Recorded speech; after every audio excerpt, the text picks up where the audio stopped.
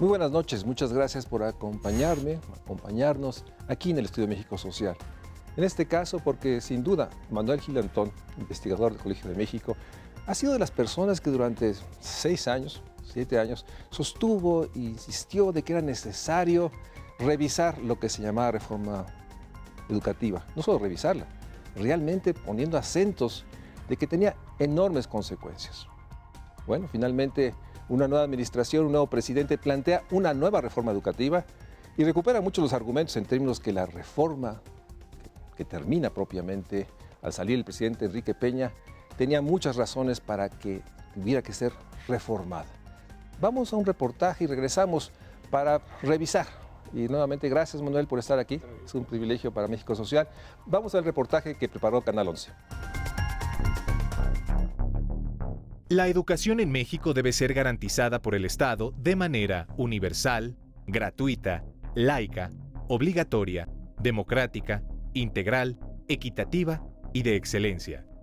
Así lo aseveró el pasado 13 de diciembre de 2018 el presidente de la República, Andrés Manuel López Obrador, al presentar la iniciativa del Ejecutivo Federal con proyecto de decreto por el que se reforman los artículos 3, 31 y 73 de nuestra Constitución Política.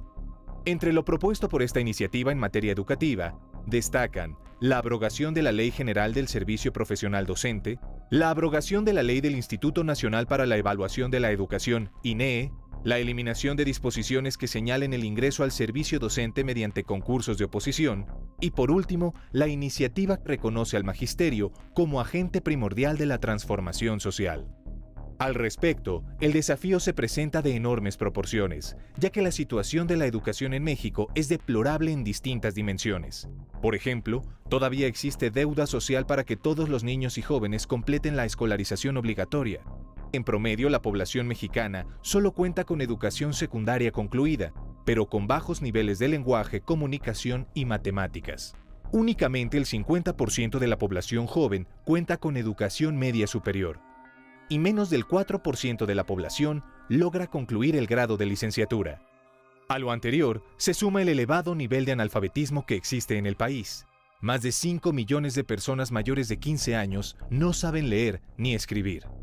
Sin duda, la actual administración tiene la oportunidad de impulsar el desarrollo nacional a través de una reforma educativa que garantice educación de calidad, oportuna y pertinente para toda la población. Creo que nos quedamos cortos, Manuel, tú lo has puesto insistentemente. Alrededor de 31 millones de mexicanos en rezago educativo, rezago escolar, como se dice, ¿no? Sin tener la comprensión de, digamos, habilidades básicas, leer un recado, matemáticas, sin terminar primaria, secundaria, más esta cifra de población que no sabe leer y escribir. Y a eso otra cifra que debe pues, ponernos en el azor a todos, ¿no? Más de 1 millón de jóvenes, por distintas razones, son abandonados por el sistema escolar y no tienen ninguna otra opción. Se dijo esto exactamente hace 6 años y en base en eso se justificó diciembre de 2012, 2012, que había que hacer una reforma educativa. Hagamos un balance, llévanos a este balance. Estos 6 años, porque lo escribiste y lo acabo de leer, la reforma educativa del presidente Peña tuvo consecuencias, más allá si se realizó o no.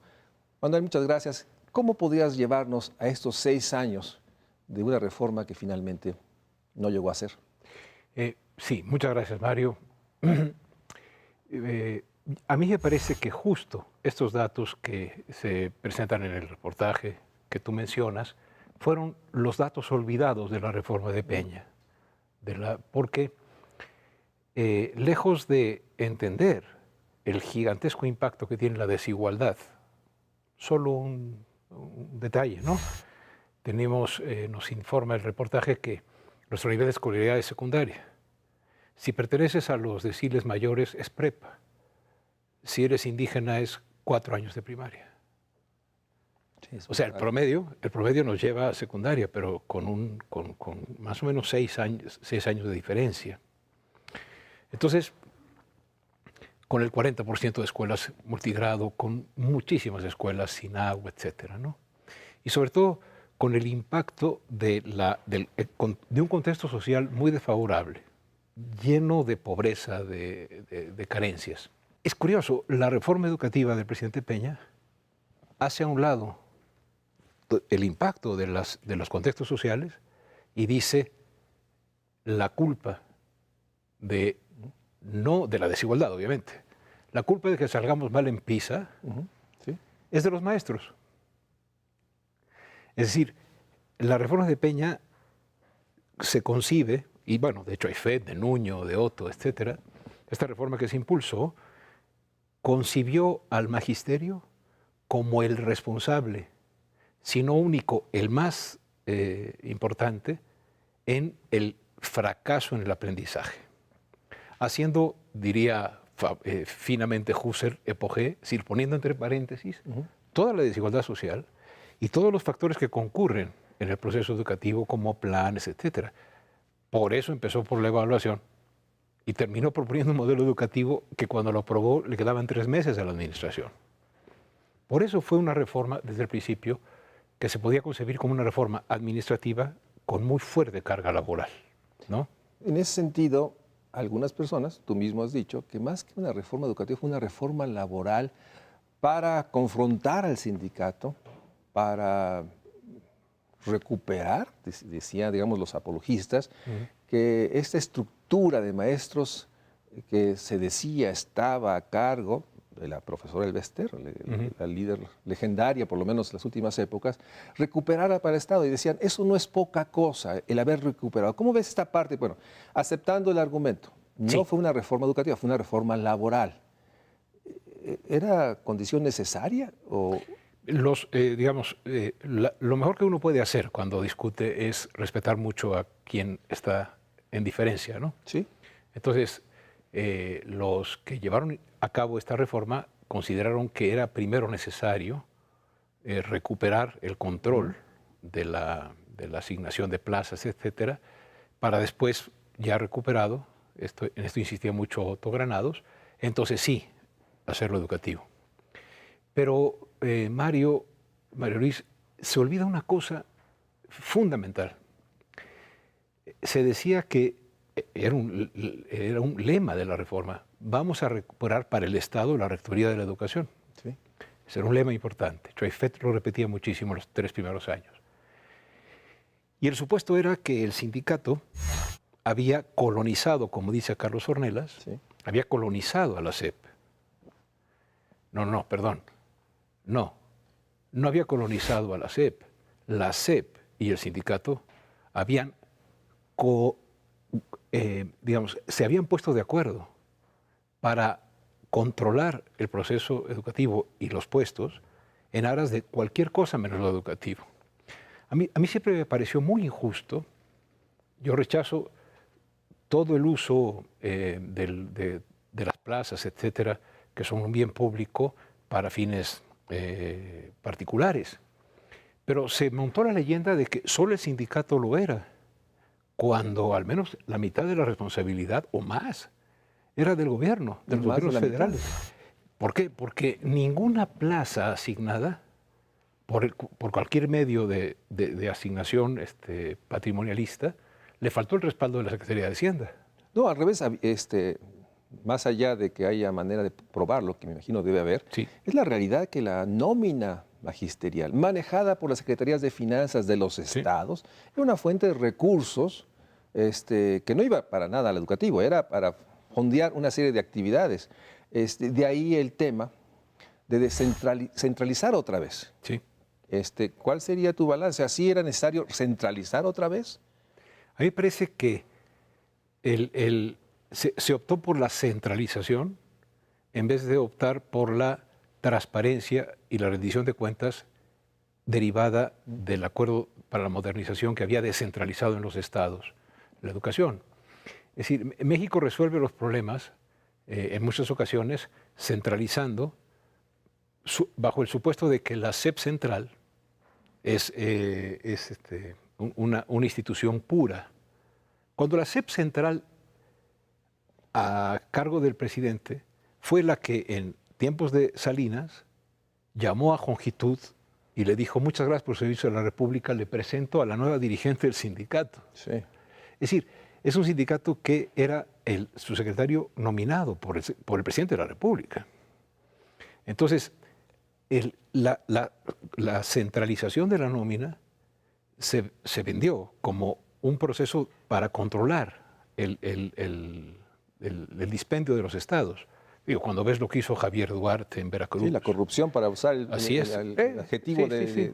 Y una corrupción, una corrupción criminal, porque va sobre salud, va sobre educación, ¿no?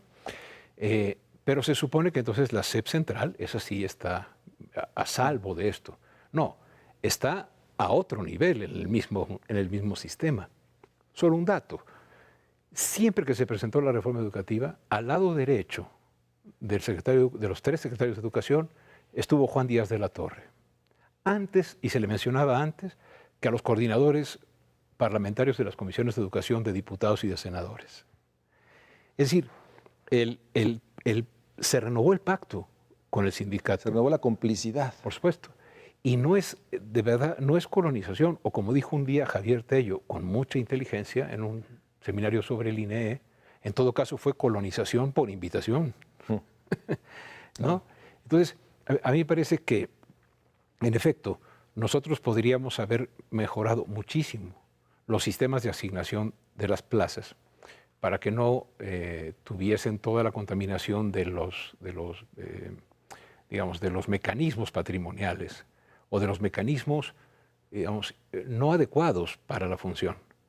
Pero estos no solamente eran del sindicato, eran también de la autoridad. Muchas personas con plazas de profesores eran choferes de diputados, ¿no? Sí. O trabajadores al servicio de los poderes en los estados.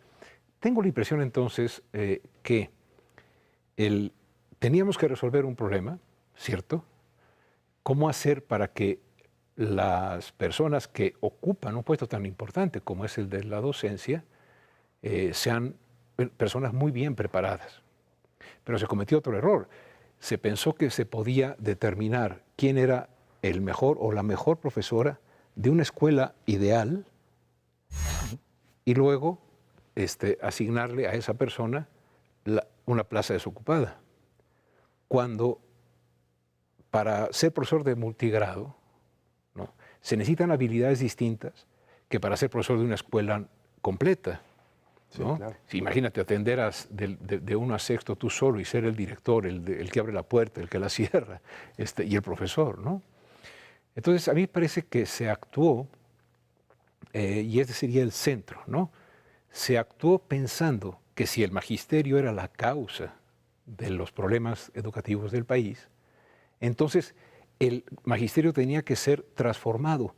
Y no hay reforma educativa en el mundo que pueda, sin la asociación entusiasta con los profesores, transformar la educación, menos cuando los acusas de ser los responsables, los acosas con una evaluación inválida y no confiable, y los consideras cosas a transformar, incluso desde arriba, cosas a profesionalizar. Así es, Sanción. Déjenme un corte y regresamos, porque me gustaría que estos 4 o 5 años, bajo esta visión, bajo este diagnóstico, y ahí la importancia del diagnóstico del que diseña política pública, se ha puesto en discusión, tuvo impacto. O sea, no fue neutral, inicua, sí afectó o sí erosionó. Algunos dirían, sí tuvo algunos, digamos, ventajas, pero me gustaría que habláramos de cuál fue el impacto en el sentido de empezar a discutir lo que tú has dicho, y repito una frase de Manuel Gil recientemente de una plática en la Universidad de Tlaxcala. Sí hay que hacer la reforma, una nueva reforma. La pregunta es, ¿qué tipo de reforma?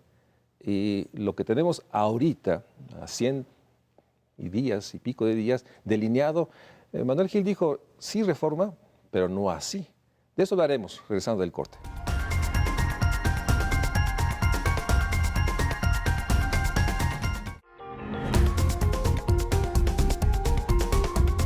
La reforma educativa del presidente Peña hace a un lado el impacto de los contextos sociales y dice la culpa no de la desigualdad, obviamente, la culpa de que salgamos mal en PISA ¿Sí? es de los maestros. Es decir, la reforma de Peña se concibe, y bueno, de hecho hay FED, de Nuño, de Otto, etcétera, esta reforma que se impulsó concibió al magisterio como el responsable, si no único, el más importante en el fracaso en el aprendizaje. Manuel, llévanos a los grandes trazos. ¿Cuál fue finalmente el costo de lo que se hizo? ¿Cuál fue el impacto? Porque finalmente sí tuvo un impacto. ¿Cómo podrías tú hacer este balance? Sí, a mí me parece que si tú haces un diagnóstico en el que un solo factor te explica casi todo o todo, el culpable es el magisterio. La solución que se diseñó fue la evaluación. Pero se cometió el gigantesco error de poner a la evaluación como mecanismo laboral. Aquel que no se evaluara perdía el empleo. Y si se evaluaba, perdía sus condiciones de ciudadanía laboral, como la estabilidad en el empleo. Entonces decidió que la evaluación como mecanismo laboral era la que aseguraba poder seguir. Entonces se perdían los derechos laborales adquiridos. Así se perdió. Es la primera vez que se ve una aplicación retroactiva de la ley. ¿Por qué? Porque la Suprema Corte consideró que el interés superior del niño estaba sobre el interés laboral de los profesores, cuando los derechos tienen que ser...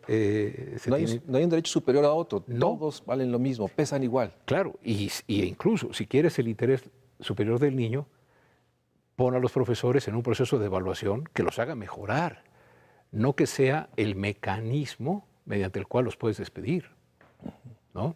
Entonces, las consecuencias de esta situación es que, y creo que es la principal, es que los profesores se prepararon para el examen sin que tuviera esto un cambio en el aula. Porque, como dirían los sociólogos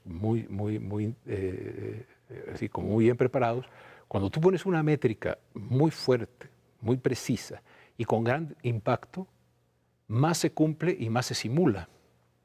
Entonces los profesores, en vez de dar clase y en vez de pensar cómo renovar sus actividades en el aula y en la escuela, lo que decidieron es, hay que estudiar para el examen.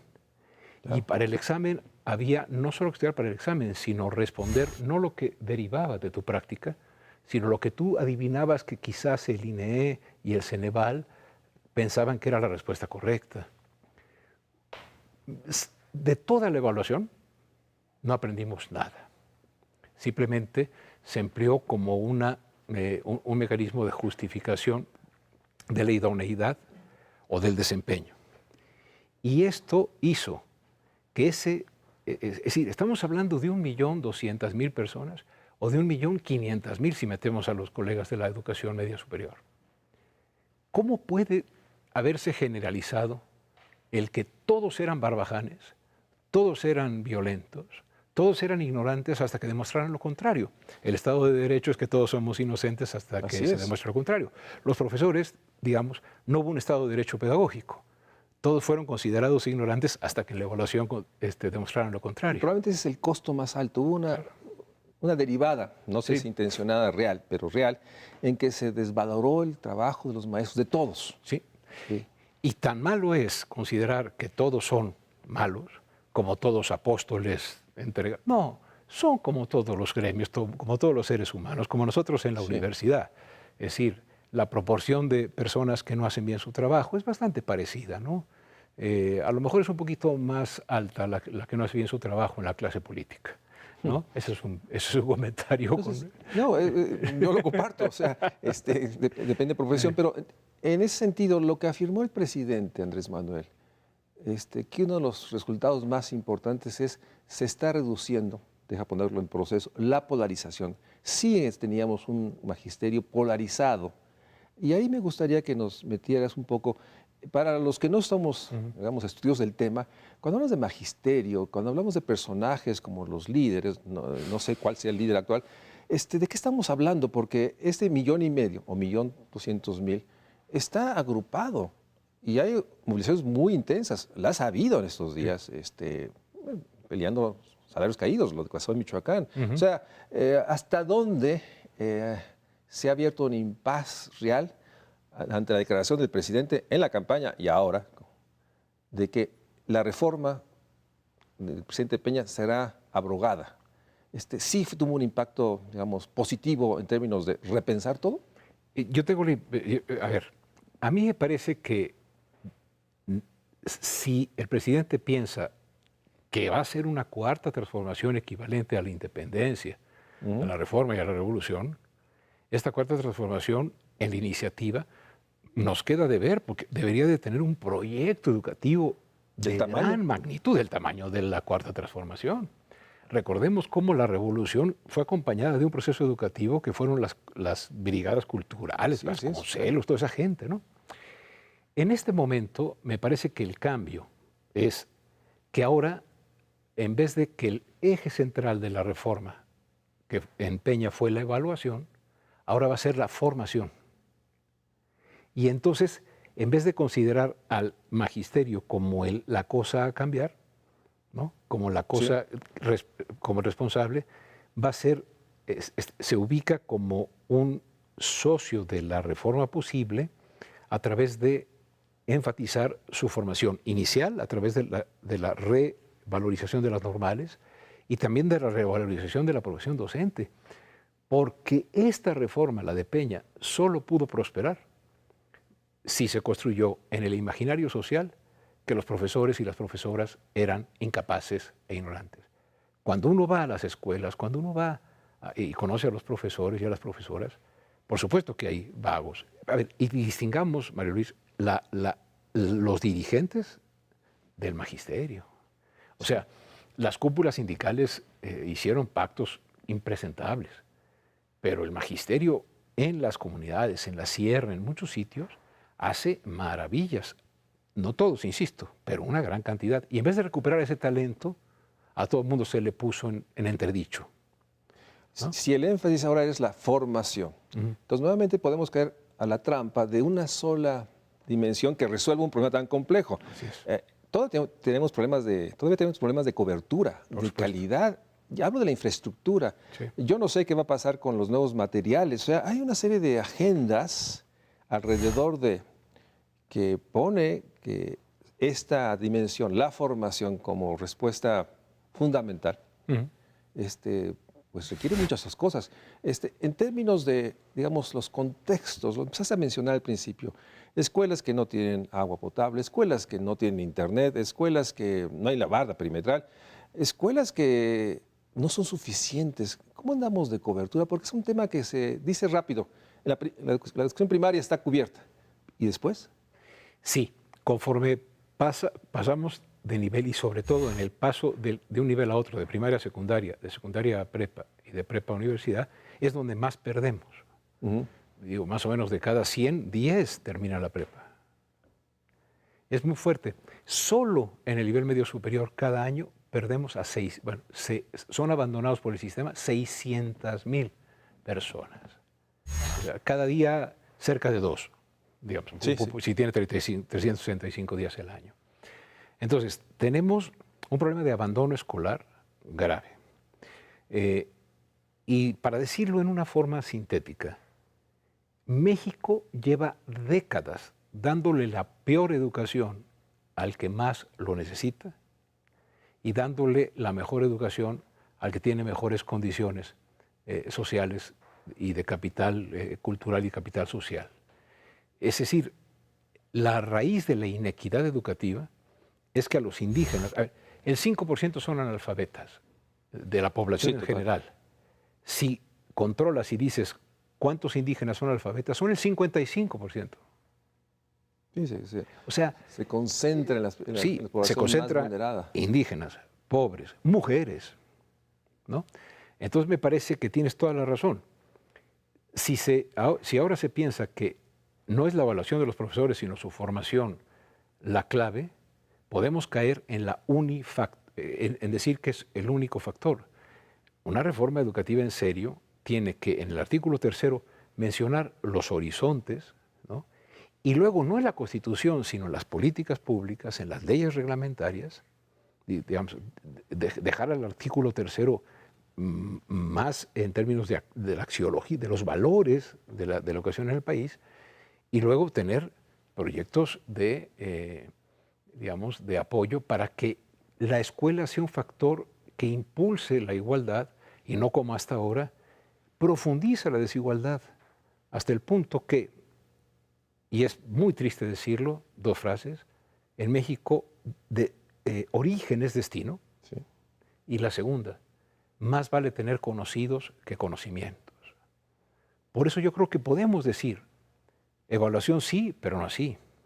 Vamos un corte y regresamos a esa parte porque en estos 100 días, 110 días, 115, ha delineado, ha habido trazos, pero en el fondo me quedo con esta terrible realidad, origen es destino. Si uno nace en una localidad rural lejana, aunque sea grandota, ¿sí? Aunque tenga más de 1,000 o 2,000 habitantes o 3,000, la educación va a ser muy mala. Las telesecundarias son el ejemplo para los expertos de realmente un Estado que quiso cubrir cobertura a un costo brutal. Y por otra parte, ya nos hablarás, este impacto. Hoy tenemos una realidad. Hay jóvenes que han terminado la educación básica, incluso más allá, pero no pueden conseguir un empleo. La movilidad que supuestamente la educación nos iba a garantizar a todos. Entonces vuelve un proceso que ya está erosionando los fundamentos, digamos, más claros de que había que estudiar porque era el camino, sobre todo para los que menos recursos tenían para salir adelante o tener una vida mejor que sus padres. Y 2019 parece que todavía no iniciamos y nuevamente estamos en el discurso de una nueva reforma. Nos gustaría que Manuel Gil nos diga, una nueva reforma, ¿qué debe poner enfrente en la complejidad y en los tiempos? Finalmente, si algo es escaso cuando uno está en la acción pública es el tiempo. Vamos a un corte y regresamos aquí a México Social.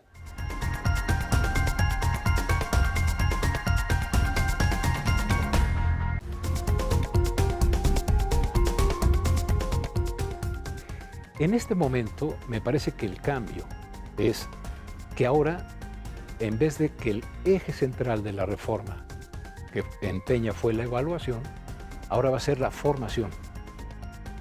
Y entonces, en vez de considerar al magisterio como la cosa a cambiar, ¿no? Como la cosa como responsable, va a ser, se ubica como un socio de la reforma posible a través de enfatizar su formación. Cuando te leo a ti y a varios expertos y escucho la sensación de los tiempos, y déjame ir a otra dimensión, un padre de familia que nos está viendo ahorita y dice, bueno, mi hijo está en el 3er año, ahora me dicen que los materiales no son los adecuados, me dicen que pues hay que formar al maestro, que sí tengo intuición de que no es el mejor, pero es el que tengo. Bueno, ¿cuándo va a estar esto bien? Porque mi hijo en 2 años termina la primaria o termina la secundaria. O sea, hay una sensación de que estas cosas pues, sí son muy serias, muy importantes, pero los tiempos en contra. Y en esa dimensión, dado que el presidente Andrés Manuel correctamente ha dicho que hay que cambiar o hay que abrogar la reforma y construir otra, déjame antes de entrar, ¿qué es lo que he propuesto? ¿Cuáles son los elementos mínimos a considerar en lo que se debe hacer los próximos años, en la noción de que debe iniciar un proceso que va más allá de los 5 años o 6 años que le tocan a un presidente? ¿Cuáles son la gran complejidad de elementos a poner en la mesa? Sí.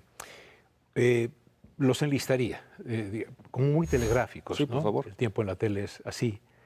Uno, que el aprendizaje no depende del profesor, sino del vínculo con el estudiante. Nadie enseña nada. Yo te puedo decir, mira, a todo el público, estos son mis lentes, se los estoy enseñando. Aprender es otra cosa. Aprender es el resultado del vínculo, y no solamente de un profesor con un alumno, con su grupo, sino de la escuela y del sistema educativo con niños, niñas y jóvenes.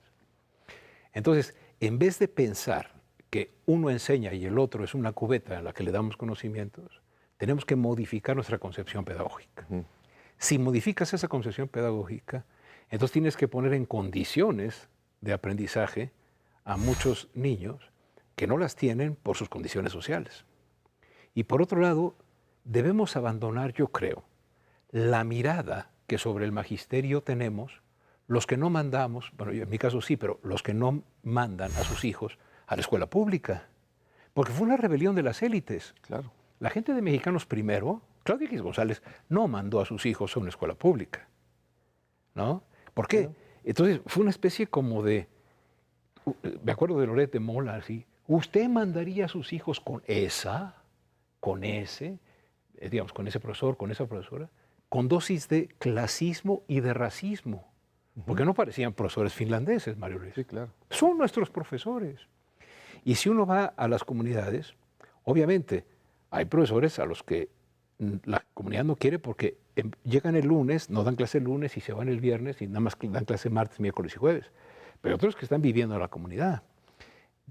La manera en que es visto el magisterio en la base, en la vida cotidiana de las personas, es diferente a cómo lo ve la élite y cómo la ve la comentocracia. Pues habría que reivindicar el papel fundamental del maestro en la localidad, en la Sí. colonia, en el espacio. O sea, Sí, mencionabas las telesecundarias.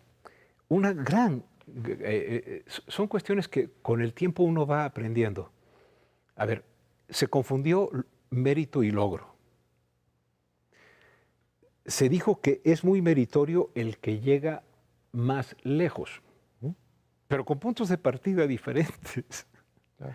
Entonces, puede ser que en una telesecundaria el logro de un profesor, dadas sus condiciones, sea menor, por supuesto, que el del colegio alemán.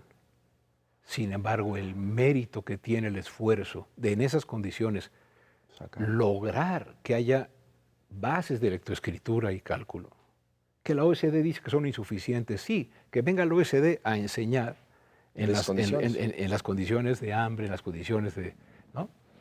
Y por otro lado, digamos, en la cuestión que hay que hacer, yo creo que hay que confiar muchísimo más en la escuela y decirle a la escuela, a ver, el proyecto de la lectoescritura no es para pasar PISA, es para que al final de que termines en secundaria puedas disfrutar a Juan Rulfo, puedas disfrutar a Padura, puedas disfrutar a Octavio Paz. Es decir, hagamos de la lectura una manera de enriquecimiento personal que también te ayude en el empleo. Y quiero tocar el tema del empleo, porque un gran sociólogo que tú conoces, Passerón, que fue compañero de Bourdieu en ese famoso libro de la reproducción, y perdonen lo culterano de esto, pero decía una frase muy buena: la escuela puede hacer que el hijo de un obrero sea gerente. Lo que no puede hacer es el puesto de gerente en la escuela. Así es. Entonces, decirle a la escuela que es la responsable de que el egresado no obtenga empleo es verdaderamente una falacia, porque el puesto de trabajo lo genera la economía. Si tuviéramos nosotros pleno empleo y sobrantes, los muchachos encontrarían empleo. Pero si nosotros tenemos una contracción del empleo, ¿no? Y sobre todo del empleo, digamos, correspondiente a su formación, decir que es porque están mal formados en la escuela pública, que no tienen empleo, Eso es una perversidad. ¿sabes qué? Es un insulto a la escuela pública y también a los muchachos y a las muchachas que egresan de la FES, sí, porque los que egresan del TEC de Monterrey o del Ibero, nunca se ha demostrado, Mario Luis, nunca se ha demostrado que un ingeniero del TEC sea mejor ingeniero que un ingeniero del Poli. Sin embargo, ¿qué tiene el ingeniero del TEC? Redes, tiene Contactos. Conocidos y entonces obtiene el empleo. Familia, amigos. Familia, amigos, compañeros de aula ¿no? Y el muchacho del Poli lo que tiene es una extraordinaria formación en muchísimos casos y rebota contra una sociedad en la cual la selección del empleado pasa por condiciones raciales, pasa por condiciones de color de piel, Así es. pasa por condiciones que no son las sustantivas. Entonces, han brotado las jacarandas, las hemos visto. A mí todavía me parece maravilloso que tantos muchachos hagan fila y examen para tratar de entrar al Poli, a la UNAM, a la UAM y a las instituciones de los estados. porque siguen pensando que la educación vale la pena. El día que en México no haya filas para tratar de entrar a la universidad o a la prepa, porque son muchísimo más atractivos los sistemas antisistémicos como el narco, como el huachicol, como otras cosas, en vez de la educación, estaríamos en gravísimos problemas sociales. Déjame ver entonces, si es así la urgencia, y la comparto, la complejidad que no se le pueda atribuir al joven, todas las condicionantes para conseguir un empleo. En este proceso, esos días, lo que se ha transminado es una nueva ley general de educación. Ha habido todo un debate porque el Instituto Nacional de Evaluación Educativa, que tuvo funciones de evaluación educativa, ha sido también objeto de discusiones. Tú lo has dicho, me adelanto, se requiere sí una instancia que genere información, que piense, digamos, que no esté dentro del día a día. Pero ¿cuáles son los trazos que hasta ahorita sabemos de lo que está planteando el gobierno del presidente Andrés Manuel? Afortunadamente hay un parlamento abierto. Y aquí también quiero hacer una aclaración.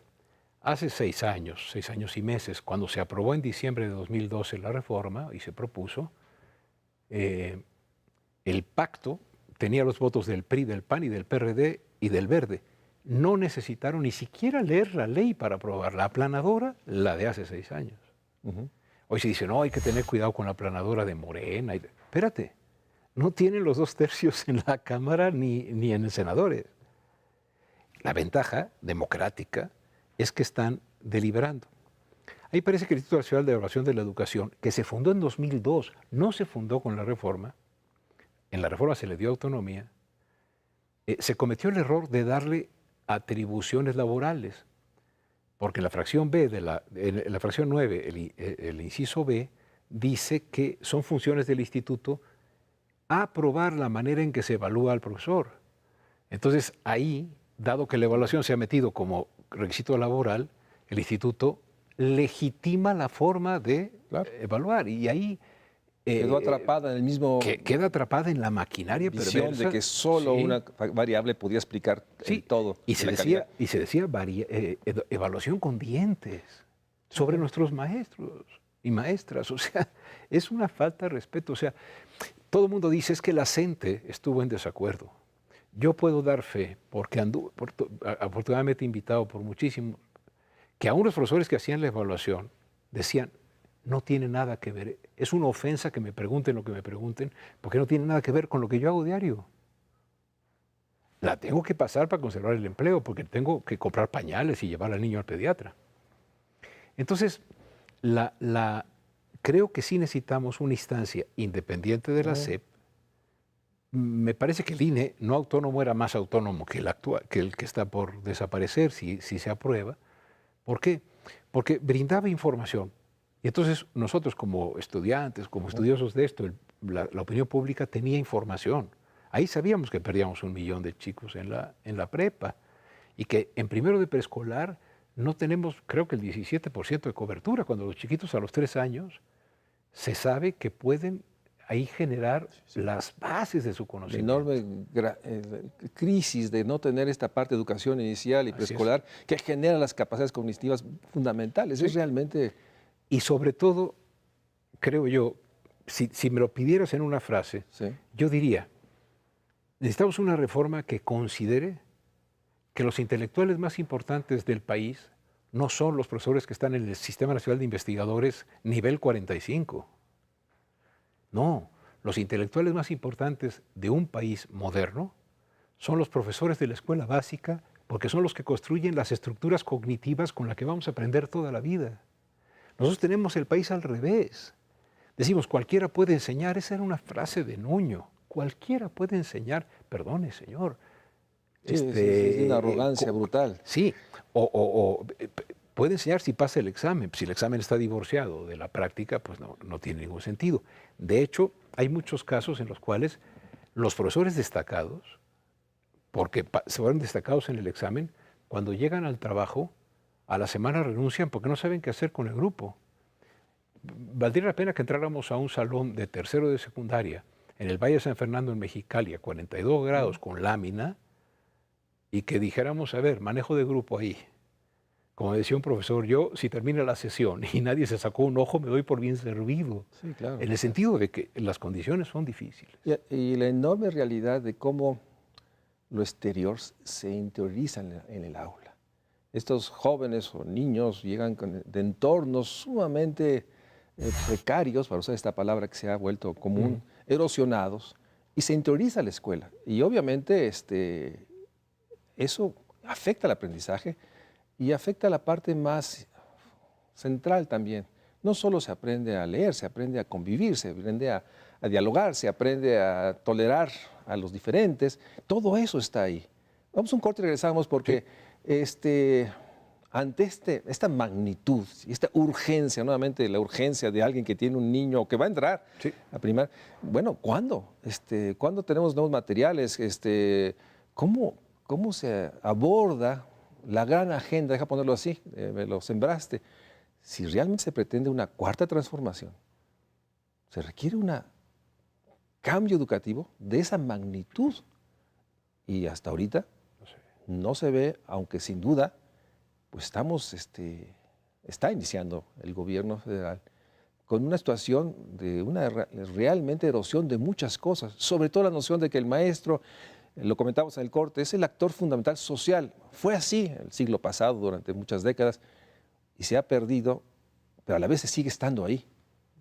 Y eso hay que revalorarlo y ponerlo en el centro para construir país, construir México social. Vamos a un corte.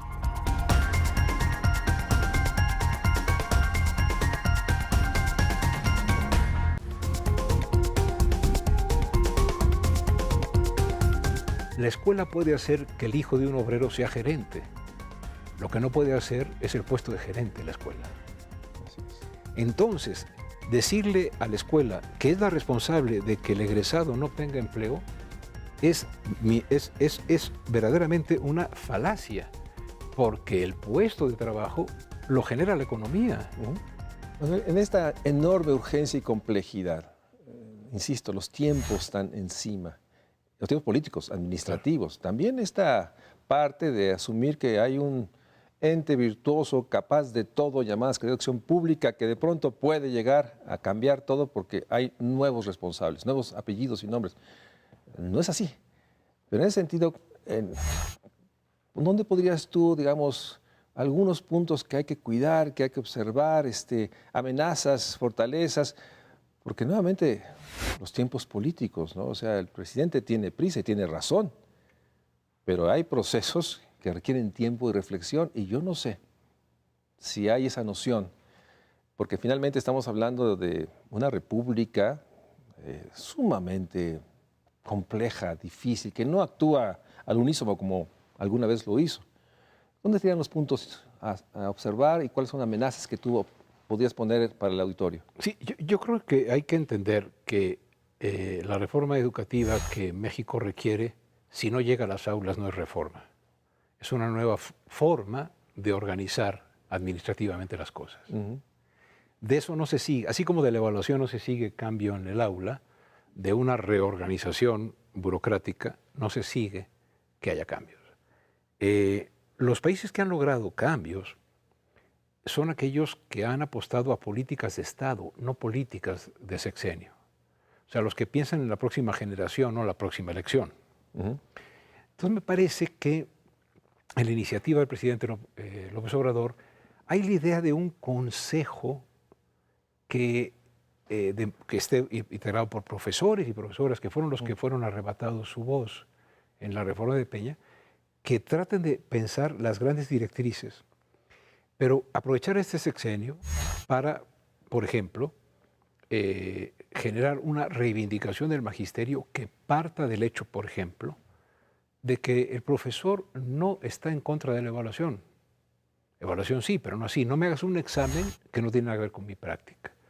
Me parece que yo me imagino que la mayoría del magisterio está de acuerdo en que se establezcan procesos a través de los cuales cada profesor y profesora tenga la posibilidad de mostrar su capacidad para la función. Porque sin ser el único, sí es muy importante, es como el coordinador de los factores. Entonces, no es el mejor maestro el que sabe todo, sino el que tiene el dominio pedagógico del contenido a enseñar. Por lo tanto, a mí me parece que concebir que necesitamos no un examen para dar una plaza, sino un proceso que ocurra en cada una de las escuelas o en las secciones más abajo, en el que se diga, a ver, la necesidad es esta, ¿quién es el más adecuado? No quién es el idóneo para una escuela ideal, sino quién es el adecuado para este preescolar o para este multigrado en el que se necesita saber náhuatl, ¿no? Es decir, es muy diverso el país, lo decías con mucha claridad. Entonces, el tiempo político en México se nos va cada 6 años. Bueno, entonces, ojalá, yo diría, como las jacarandas que brotan a pesar de todo, ¿no? Pues a pesar de todo, ojalá esta reforma pudiese poner las bases de una propuesta de largo plazo en la cual los actores fundamentales de la transformación educativa sean los que saben lo que está pasando.